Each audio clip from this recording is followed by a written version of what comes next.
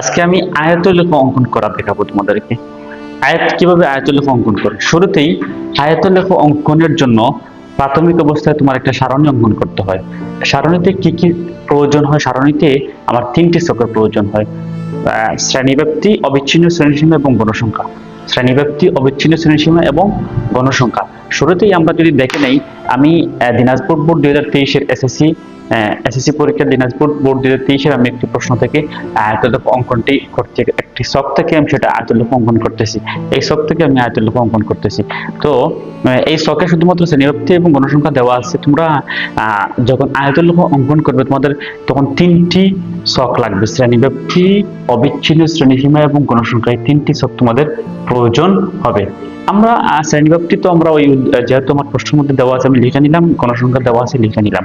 অবিচ্ছিন্ন শ্রেণীসীমা আমার নেই, আমি এটা লিখবো এই মুহূর্তে। অবিচ্ছিন্ন শ্রেণীসীমাটা আমি কিভাবে লিখবো? প্রশ্ন আমার এইখানে। অবিচ্ছিন্ন শ্রেণীসীমা যদি আমি লিখতে হয় তাহলে এই যে নিম্ন সীমাগুলা থেকে আমার -0.5 করতে হবে এবং ঊর্ধ্ব সীমার জন্য +0.5 করতে হবে। এটা আমার করতে হবে। নিম্ন সীমার জন্য 0.5 এবং উচ্চ সীমার জন্য +0.5, অর্থাৎ এগুলোর সাথে 0.5 আমার যোগ করতে হবে এবং এগুলোর সাথে 0.5 বিয়োগ করতে হবে। তাহলে আমি যদি একটু প্রথমত একটু দেখানোর চেষ্টা করি, এখানটাতে আমি যদি এখানে আমি 41 লিখেছি, 41 থেকে 0.5 যদি আমি বিয়োগ করি তাহলে কি দাঁড়ায়? 40.5। 40.5 আমি 50-এর সাথে কি করব? +0.5 যোগ করলে কি দাঁড়াবে? 50.5। তারপরে 60-এর সাথে যদি আমি 0.5 যোগ করে দিই তাহলে কি দেবে? 60.5। তারপরে 70.5। তারপরে হচ্ছে 80.5। তারপর হচ্ছে 90.5। তারপর হচ্ছে 100.5। অন্যদিকে আমি এটাকে যদি ইন্ডিকেট করি তাহলে 51 থেকে আমরা 0.5 বিয়োগ করতে হবে। বিয়োগ করলে কি দাঁড়ায়? 50.5। অন্য কথায় তোমরা যদি ওইটাকে এইখানে বসাও তাহলে হয়ে যাবে, এটাকে এখানে বসালে হয়ে যাবে, এটাকে এখানে বসালে হয়ে যাবে, এটাকে এখানে বসালে হয়ে যাবে। তাহলে এই 60কে আমি এখানে বসালে 60.5, 70.5, 80.5 এবং 90.5। এটা অনেকে বলতে পারো এটা কিভাবে বসিয়ে নিলাম, এভাবে দেখতে পারো তোমরা।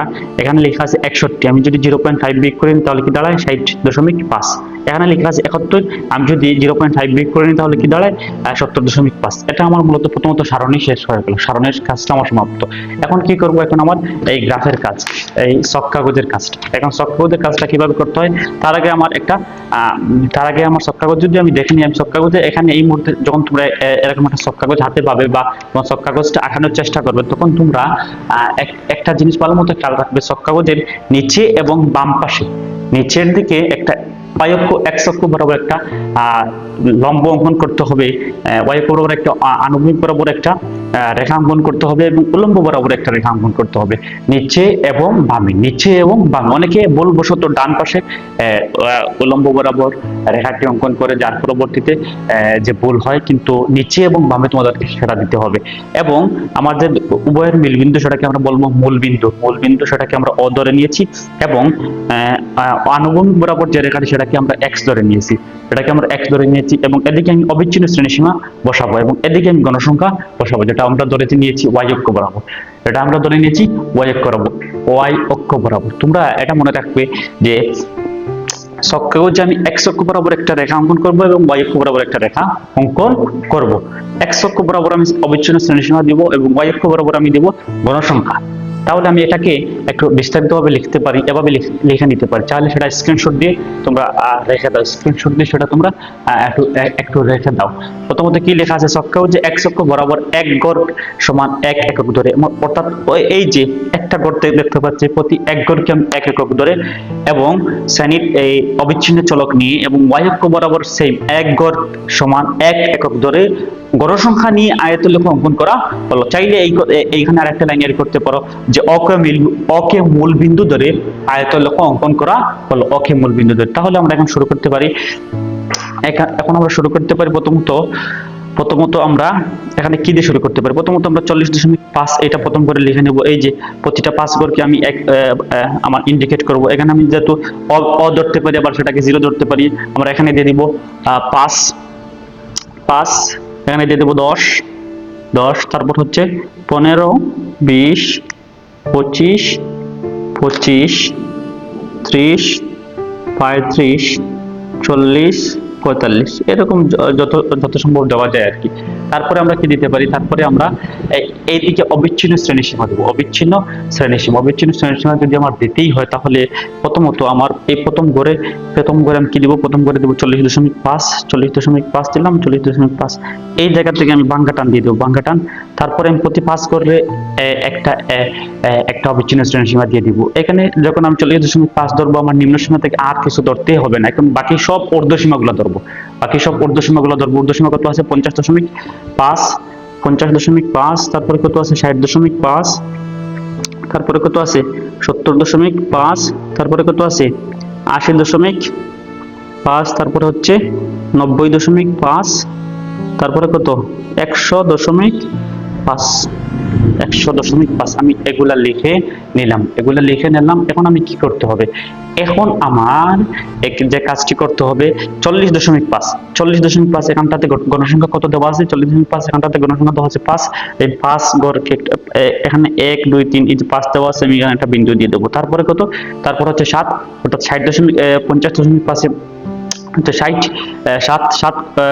কোন ঘরের মধ্যে আছে, এই যে 5 6 7, এই ঘরে আমি একটা বিন্দু দিলাম। তারপরে হচ্ছে 10, 60.5 এর পরের ঘরে হচ্ছে 10 কোন ঘরে, এই ঘরে একটা বিন্দু দিয়ে দিলাম। তারপরে হচ্ছে 70 তারপরে কত আছে 8 কোথায়, আমি এই যে 5 6 7 8 এই ঘরে একটা বিন্দু দিয়ে দিলাম। তারপরে কত 6 কোন ঘরে আছে, এই যে 5 1 6 এই ঘরের মধ্যে একটা বিন্দু দিলাম। তারপরে 4 1 2 3 4 এই যে একটু বিন্দু দিয়ে দিলাম। এই তো আমার হয়ে গেল ছক।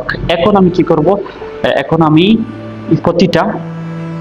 প্রতিটা বিন্দুকে নিচ থেকে মিল করে নেব। প্রতিটা বিন্দুকে নিচ থেকে চাইলে আমি মিল করে নিতে পারি, আগে ভাগে, এবং একটা করে চাইলে করতে পারি। প্রতিটা বিন্দুকে নিচের দিকে মিল করে দেবো এবং ঠিক ডান পাশে মিলিয়ে দিব। ঠিক ডান পাশে বিন্দু থেকে ডান পাশে চলে যাব, আমরা বিন্দু থেকে ঠিক ডান পাশে পরে করে চলে যাব। এখন আমার বিন্দুটা কই, বিন্দুটা উপরের দিকে, তাহলে আমি মিল করতে পারি উপরের দিকে, উপরে মিল করে নেব।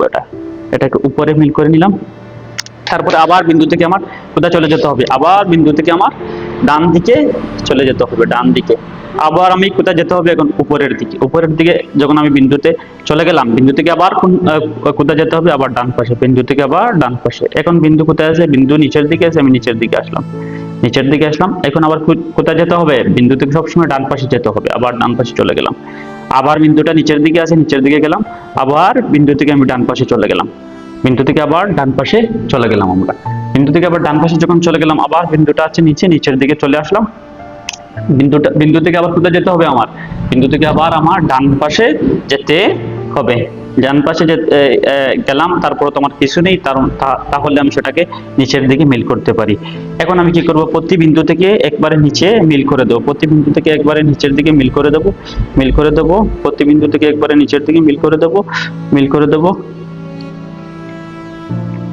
আমি এখানে সাধারণত অর্থাৎ কলম দিয়ে এঁকে নিয়েছি। তোমরা সেটা অবশ্যই পরীক্ষার মধ্যে তোমরা সেটা কাঠ পেন্সিল দিয়ে লিখতে হবে, অর্থাৎ হাক দিয়ে আমরা যেটাকে বলি, কাঠ পেন্সিল দিয়ে লিখতে হবে। এখন সেটাকে কাঠ পেন্সিল দিয়ে এভাবে পুরোটা বরাট করে দিবে, বরাট করে দিলেই তোমার আয়ত লেখাও হয়ে যাবে।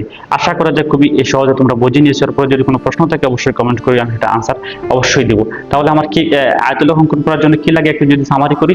আমার আয়তলেখ অঙ্কনের জন্য প্রথমে সারণী লাগবে। সারণীর মধ্যে কি লাগবে, শ্রেণীব্যাপ্তি, অবিচ্ছিন্ন শ্রেণীসীমা এবং গণসংখ্যা লাগবে। শ্রেণীব্যাপ্তি, অবিচ্ছিন্ন শ্রেণীসীমা এবং কি লাগবে, গণসংখ্যা লাগবে। শ্রেণীব্যাপ্তি, অবিচ্ছিন্ন শ্রেণীসীমা এবং গণসংখ্যা লাগবে।